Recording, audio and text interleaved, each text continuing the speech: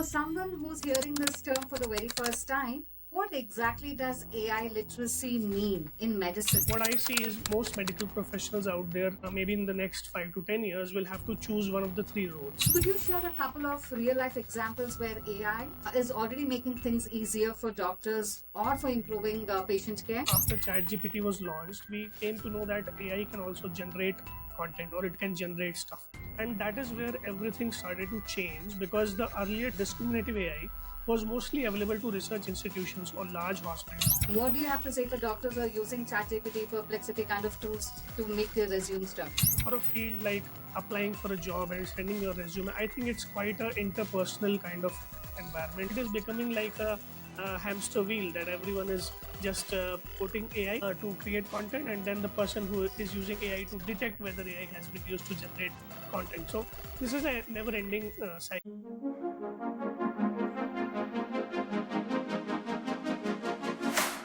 Hello everyone, welcome to GooCampus. This is Ashwini Vedi. So today we have someone truly special with us. We have Dr. Avneesh Khare with us.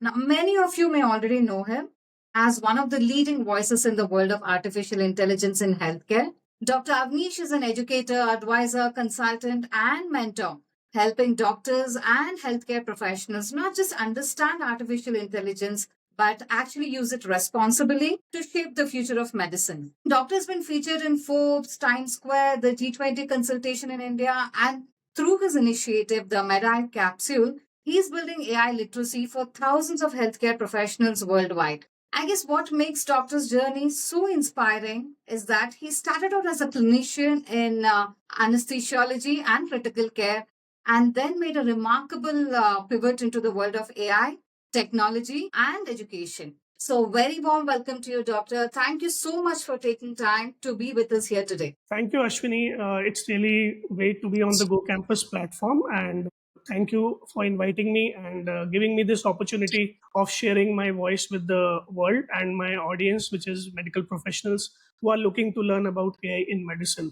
It's great to Thank be you, here. Doctor. Thank you so much. So, Doctor, when you first moved out from clinical practice into artificial intelligence, what were those early days like? Like, did you feel you were leaving medicine or more like expanding what medicine could be?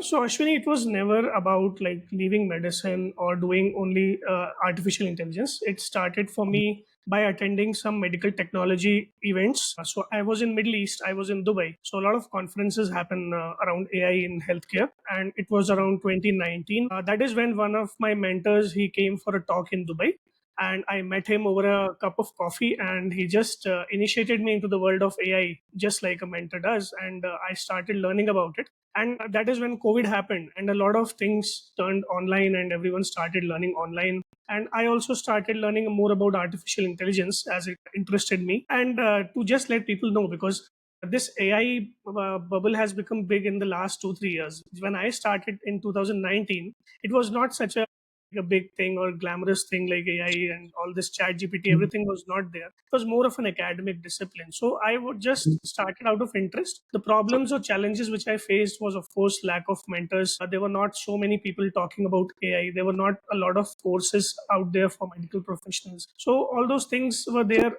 It was a bit different, of course. A lot of maths is involved, which we biology students are many times we are.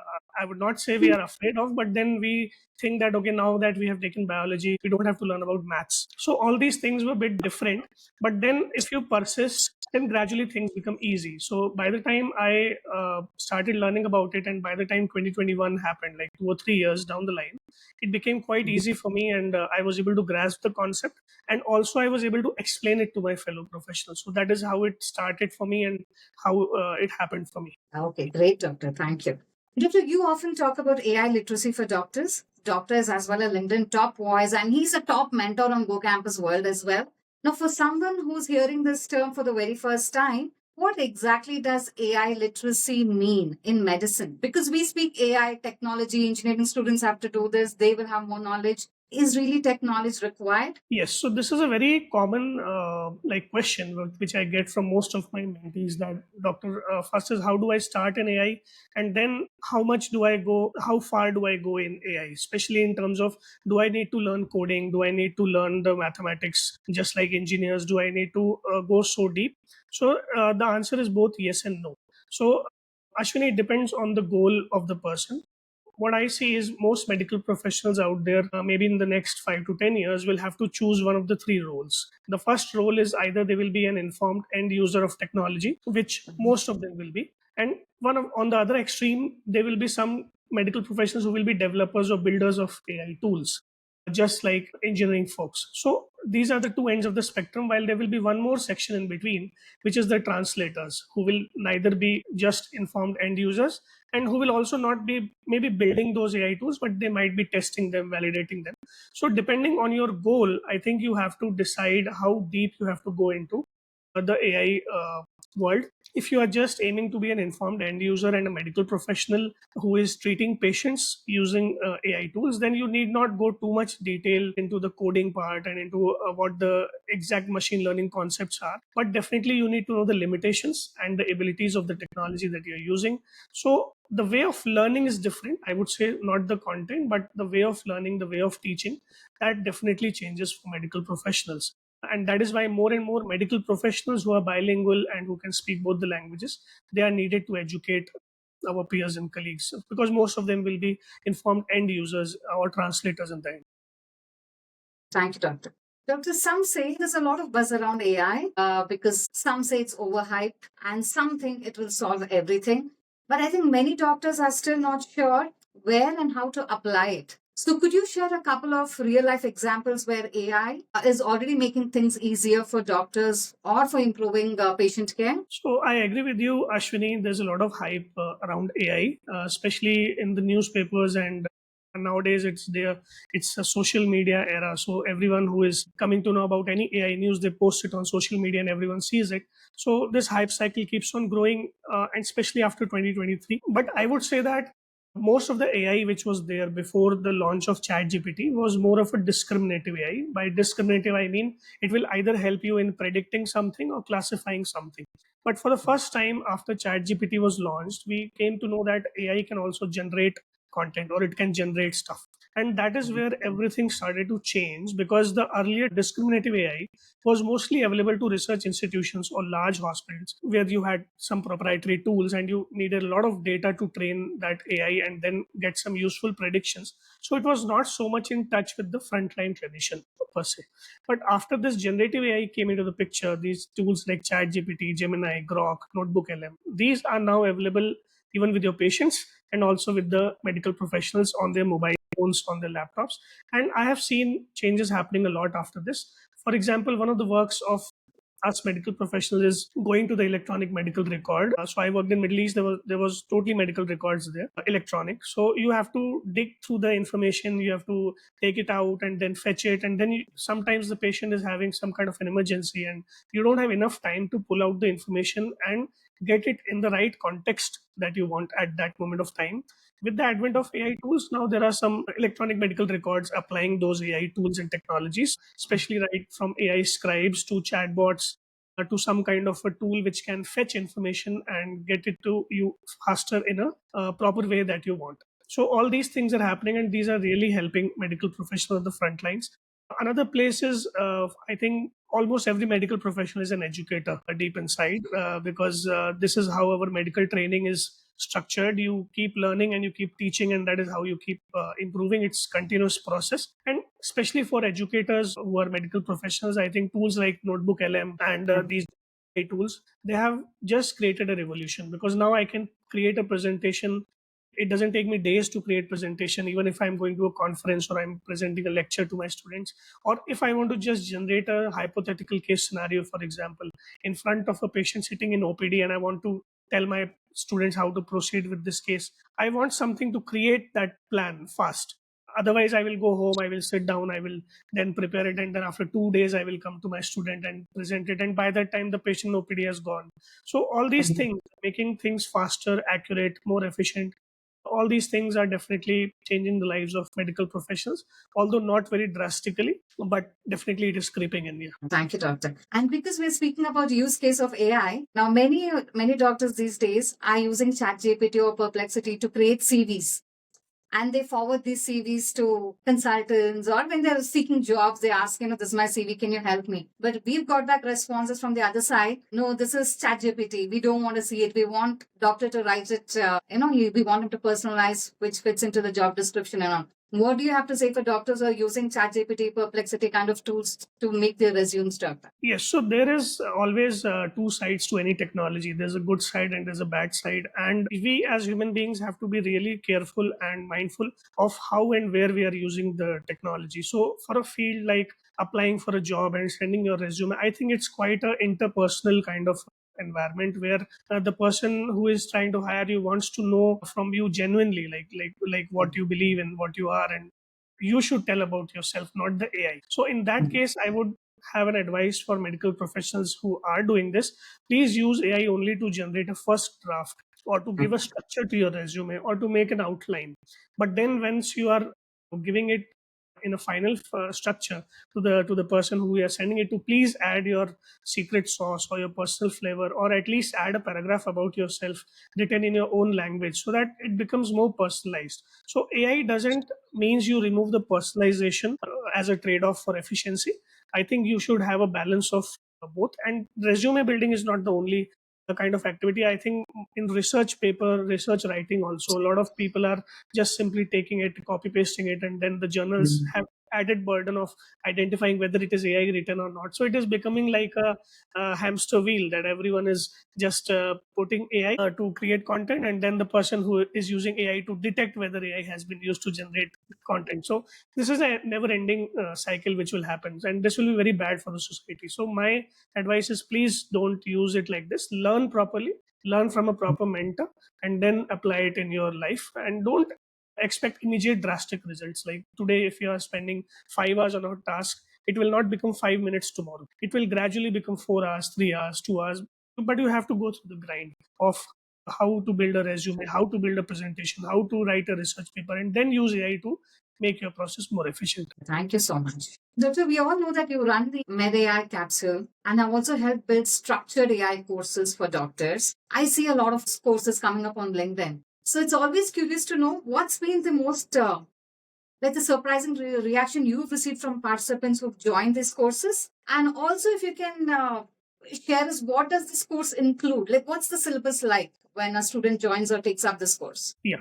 So I have been a part of multiple course initiatives, right from National Academy of Medical Sciences to Doctors AI Critical, this certificate course on AI in medicine, and also a few other courses. What happened initially, like when I started learning, there were not many courses focused for medical professionals, and most of them were taught by people from engineering background, or maybe with a PhD background, who talk in a very scientific language. I don't say that they are not able to explain the concepts, or they are not able to tell them, but then they don't understand the medical world, the medical terminologies, the way a physician's mind works. What are the other burdens on his or her mind?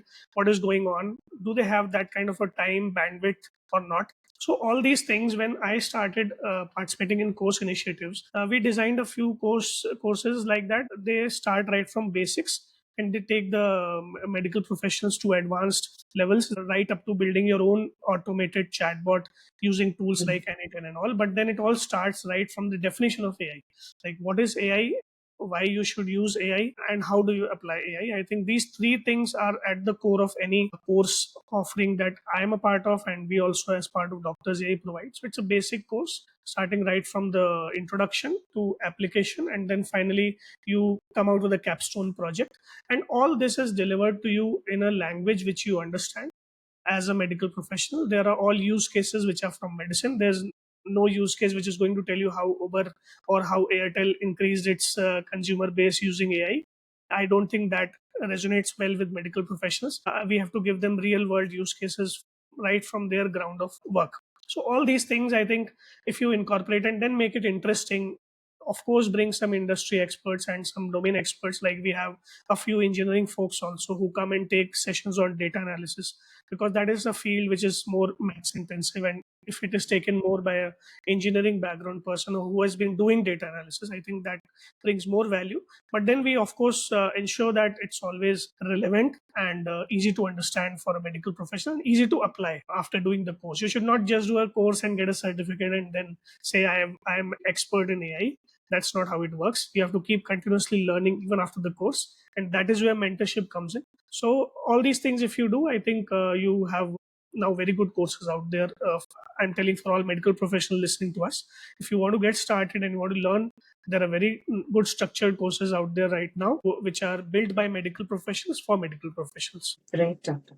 Our audience has been early career doctors. Now, I think many doctors want to know what options do they have, like for doctors who are curious about non-clinical careers. How can AI open up new career paths for them? Now, I also know that you've done your MBA from BITS Pilani. So I think you can certainly share a lot of insights on this and what are the non-clinical careers that these doctors can explore if they're interested. Yes. So before I answer your question, let me give a brief background of how my journey went. So after doing my medical school, I went to a lot of institutes, right from AIMS Jodhpur, AIMS Delhi, BHU, and even I worked in the Middle East. So I worked in all kind of setups, like from government to private to Indian to international, with all kind of backgrounds. And also I have done fellowship in pain management. So I also ran a pain clinic for 2 years, and it was sort of a business venture. So what I realized along my journey is that our medical curriculum, of course, running for 5.5 years, it's quite comprehensive and it builds a lot of skills. But there are some areas where there is lacuna or gap, and one of them is like business skills. And along with business skills, I think MBA is not just about business skills. It's also about networking. It's also about communication. It's also about marketing. So also about decision making. So all these subjects, when I read, I understood that these subjects are very important to learn even if you are a medical professional. It doesn't mean that if you have learned MBBS and MD, you don't need to know about business or all these other skills. So that is how I entered. I didn't enter by the mindset of career shift or to build a non-clinical career out of it. I entered with the mindset of using that knowledge to help my clinical skills. And there might be a lot of people on this call who don't want to go for a career shift. Then for those, I want to say you don't have an excuse. Even if you're not going for a career shift, you have to explore these other fields, be it through MBA, or even if you don't do MBA, there are so many courses out there. There are executive education courses out there, short term courses. I think you should keep taking courses on communication, business skills, networking, technology again, as we move to the answering the question mainly, which is health technology. So I would not say AI is the only one technology out there. It is sort of one of the technologies. So I would say that if you are looking to build a career in health technology, then along with artificial intelligence, you need to also know about other aspects like digital health. You need to know about quantum technology. You need to know about telemedicine. You need to know about artificial intelligence, of course. So there are some foundation courses in digital health out there. So that is where you can start exploring. Don't decide very early in your journey whether you want to do a career switch or not. Just go with an exploratory mindset, explore these fields. So for example, if you are interested in medical legal kind of an environment, then there are some courses or there are some communities out there which you can join, which will give you kind of an exposure. So similarly, there are WhatsApp groups, there are communities for health technology. So be part of those groups. Maybe try to work with a startup, with a company. Maybe if your friend has a health tech startup, go and try to work on a project with them, see how it feels to you in the real situation. Because sometimes we have some stories built up in our heads that okay, this working in this field will be like this and I will be not having night duties and all, for example. So but then there are some other pros and cons of that industry or that field which you need to explore before making the decision of making a career shift. So of course you will need those skills, and how you get those skills is by starting exploring and then going down a structured path once you have narrowed down. And then down the line, if you feel that okay, now I, like me for example, from 2021 I'm not practicing clinical medicine because all my time and all my efforts are going to this health technology space, and I feel fulfilled, and I feel I'm able to make a bigger impact than I was making while seeing only one patient at a time. So if you get that kind of feeling, then that is the time when you decide to make a shift into that career. And by the time you have a portfolio, you have an experience, you have kind of a structure laid out in front of you, and that is when you do it. You don't jump off the cliff just like that. I see many doctors coming to me on mentorship who just want to switch career from the next day. They don't want to go to the hospital from tomorrow. Please don't do that. Just be realistic and try to explore fields and then take decision. Thank you, Doctor. Doctor, understanding this is this NEET PG time because NEET PG counselings are going to start. Many medical colleges also have MD in hospital administration, for which NEET PG qualifying is a must. Now, some doctors ask us, like, who don't want to get into this typical MD medicine, pediatrics kind of clinical courses. They ask us, if I take this degree, what is my career going to be like after I finish this 3 years? Because I'm doing MD hospital administration, or do I have jobs in India after I finish this course? Is a question that many doctors ask. Can you shed some light on it? Yeah, so I think MD hospital administration is available in AIMS and I think AFMC if I'm not wrong, Even and I maybe think KMC Manipal has it in a CMC couple of. and I think CMC Yeah. Vellore also maybe. So I think, see, now what happens is there is also MBA in hospital administration and there is also MD in hospital administration. So you have to first decide whether you want to go into hospital administration. So that is what I answered in my previous answer. Like you have to explore whether you like the field or not. Talk to people who have done that course like MD hospital administration. Come to platforms like GooCampus, find out some mentors, maybe they can help you take a decision. And once you have taken the decision, okay, now I want to build a career in hospital administration, and if you're quite sure, then you go for a MD. Because once you go into a MD hospital administration, I think there's no turning back. I think that is one of the pivotal moments where you will go into a non-clinical side of hospital administration more in a scientific way. And MD is kind of a research degree where you will also have to do research in that field before doing MD hospital administration, especially because MBA is always a choice. You can go for multiple universities. You can even do that after your MD specialization in any other field, just like I did in anesthesia. Then I did MBA.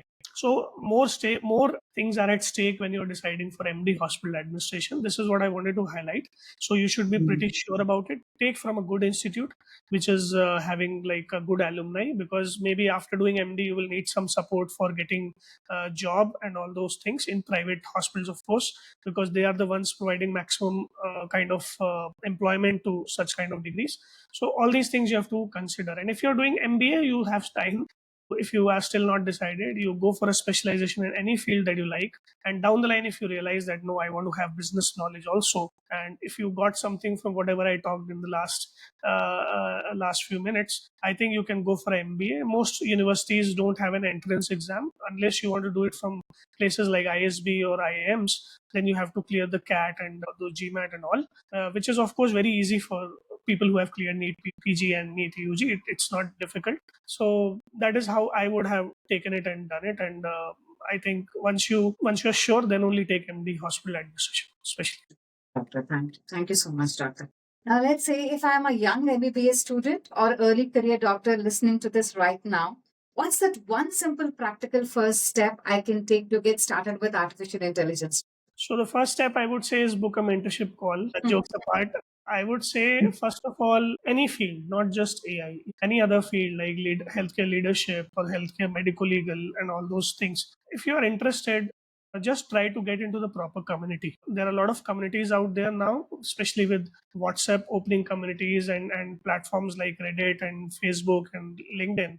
LinkedIn is one of the platforms which I would advise every medical professionals in any part of the career. They should have a profile and they should start spending at least 10-15 minutes a day on LinkedIn and follow the people who are talking about the subject you like, uh, because then you will get the updates on your feed, whether they are reading a research paper and then they are sharing insights. So you will get all those things. And then next step would be, of course, to get some mentorship, dedicated mentorship, because community will mentor you, but then community will be very like a spread out kind of education.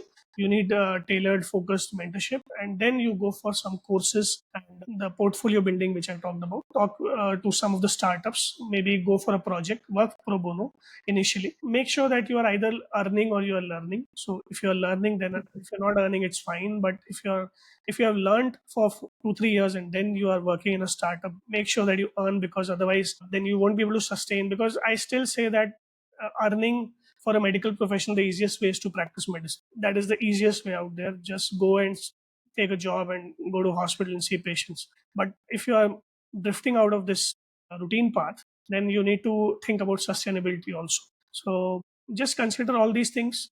Start with a community and mentor. That's what I would say. Thank you so much. So now this is for all the doctors who would like to take this further. like know more about AI and how you can use AI and what are the benefits of AI, how it's going to help your career, build a strong portfolio. For all the doubts that you have, you can now book a one-to-one personalized mentorship session with Dr. Avneesh Khare on GooCampusWorld.com. It's a great way to build a deeper understanding on this subject. Ask your own questions and get answers, get mentored by a doctor based on your personal requirement, because each person's journey is different, each person's requirement is different. Now, I just asked MD hospital administration question to doctor because last year one of our doctor whom we know took up MD hospital administration course in a very reputed private college by paying 20 lakh rupees tuition fees per annum. After 20 days into the course, doctor didn't like the course at all. He withdrew from the program. Now, hospital will not allow you to go back because the seat is gone, right? If it was not you, someone else would have paid the fees and taken it. So to give back your documents, to discontinue the course, doctor had to pay the rest 2 years fees also and then discontinue the course. So it's a big headache, mental pressure, financial pressure, stress. So it's a lot of things into it. So let's, as doctors said, you'll have to take decision by thinking if this is really the right one for you. Because many doctors, as we promote Dr. Avneesh Khare on our platform, on our social media, we do get many calls from early career doctors especially, asking about how is this session going to be useful for me? If I do this course, will it help me to get a job faster? What kind of jobs will I get? All these concerns that you have, it's perfectly fine.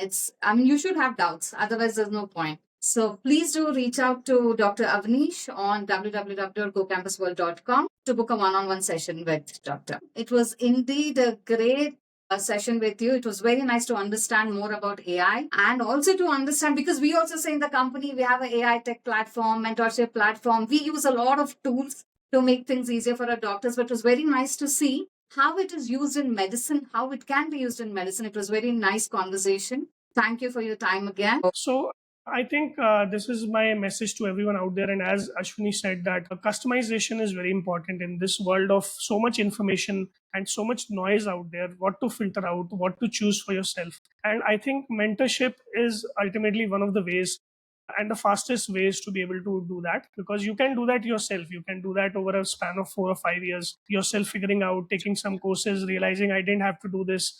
Just like she mentioned about a doctor who did MD hospital administration, then that is why I said always be very sure before taking MD hospital administration, because your stakes are very high and you have to go back to NEET PG if you don't like it. So those are the things you have to consider, and your mentor can help you understand those, and the mentor can ask you those questions beforehand, so that you are getting better insights into your own thinking. I think you should go the way of mentorship and community building. This is the future of the world as we know it, and Gen Z especially, I think they are quite resonating with these kind of initiatives, and I think they need more mentors who can guide them properly in this era of huge information and disinformation. And my appeal to all medical professionals out there, even if you don't come for a mentorship or don't go for a course or something, at least try to learn about artificial intelligence in one way or the other. There are so many sources out there.